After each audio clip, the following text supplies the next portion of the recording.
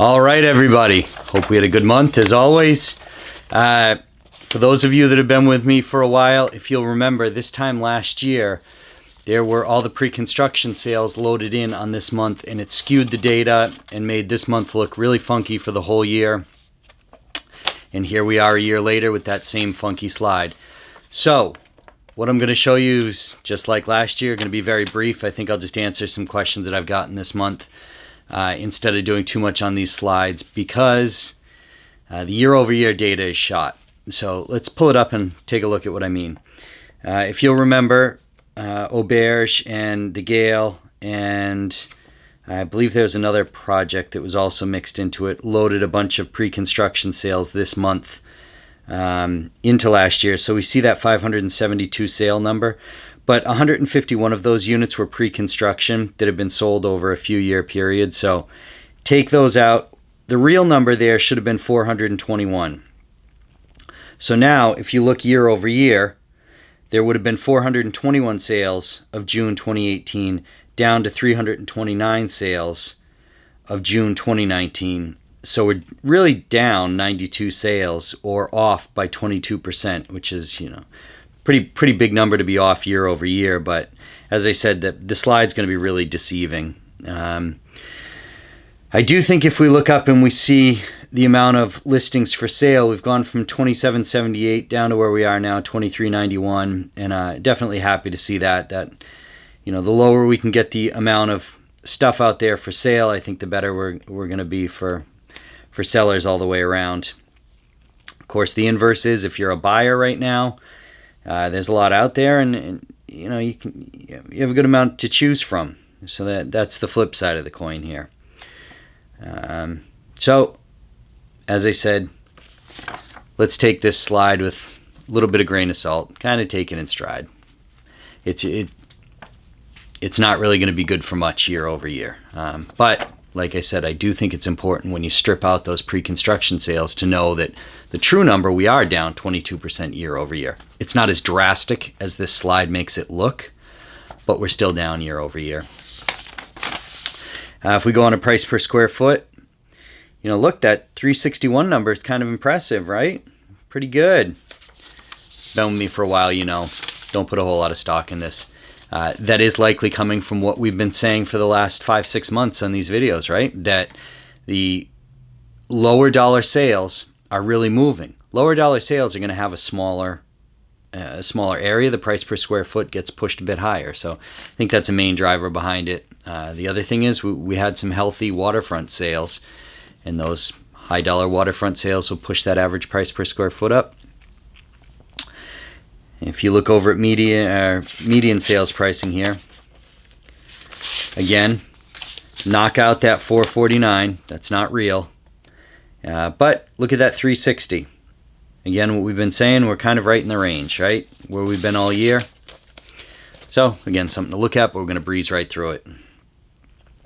Days on market, sale price versus original list price. So again, hey, kind of interesting, right?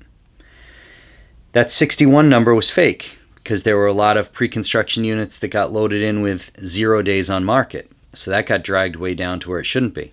But we do see 109 days, which is pushing up, not really the direction that we want to go, especially if you're a seller. What you do want to see if you're a buyer, that 84% of sale price to original listing price. What that likely means is that people had properties overpriced when they threw them on the market. They did price reductions down to where they should be, and somebody sold a couple of percentage points off of the asking price. So it's not a likely scenario that somebody listed their property, somebody offered them 16% discount to market, and the seller was so excited that they just took that. It was probably that they just ticked down over time, and they probably closed to where they probably should have been priced originally. So again, the importance of just price correctly from the start, and things are a lot better off for you. Last thing we're going to look at, months of inventory. There we are, creeping up, 7.3. Of course, that's just because we had a slower sales month, right? We'd been kind of trending down, but my gut feeling is, look, things aren't exactly on fire around here right now unless you're in a lower dollar price point. If you are in a lower dollar price point, great time. If you're a buyer, really get competitive there. If you're a seller, really get aggressive on your pricing there, and deals are happening. So let's just skip over to a couple of questions that I got this month. The first is, a number of you ask me, do I think it's a better idea to buy a single family home for investment or a condo for investment? My thought is, look, just you got to know what you're getting. If you get a single family house and you're in South Florida, you're redoing that roof pretty often, a lot more than a lot of other places around the country. So know that if you buy a single family home and you're purchasing it with a roof that's 12 years old or so, you're going to have to replace that in the near future.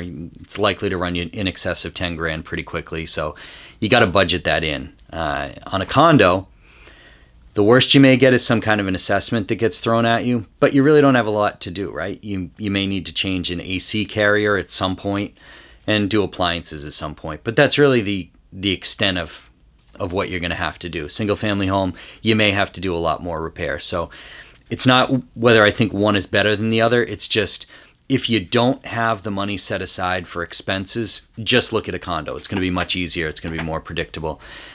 Single family homes, there's a lot of upcharging you can do. For example, if you have a single family home and you want to rent to a family with a large dog, there's not a whole lot of places families with large dogs can go to, right? It's really hard to find a landlord that wants to take in a large dog. So you can upcharge for that. You can charge cleaning fees up front. You can charge more monthly rent because of the dog. So, you don't have to play by HOA rules if you get your own house. Another question is that people are asking me, look, where do I find value? Where do I see prices running up right now? Look, we live in Riverland Village, and we sold our house out east and moved over here, and this market is, you'll see houses flying off the shelf around here. So I think it's good for a lot of things. It's good for first-time home buyers, starter homes. To some extent, it's still good for investors. So if you haven't looked into Riverland, take a look. I think I'll put a link in this month's newsletter, the email that you get, and give you a link to some of the properties in Riverland. And especially if you're looking for waterfront property in Fort Lauderdale, it's the least expensive waterfront property you can find is on Lauderdale Isles in the south end of Riverland. So last thing, people are asking me, like, is it still a cash market? Do I still need to buy with cash? Should I leverage? At this point, I almost think it's criminal if you're not leveraging. The interest rates are so low that you got to take advantage of it. That being said, if you're in a really competitive deal, you may have to buy the property for cash and then circle around and do a cash out refi to get some leverage onto it. It's especially true in multifamilies right now. So anyways, just kind of some thoughts, some questions that I had. If you guys have any, please email me. That's it. I'm done. I'm going to keep it short. Like I said, the slide was really kind of messed up in the data the whole month through. So that's it. That's what I got for you. We'll see you guys next month.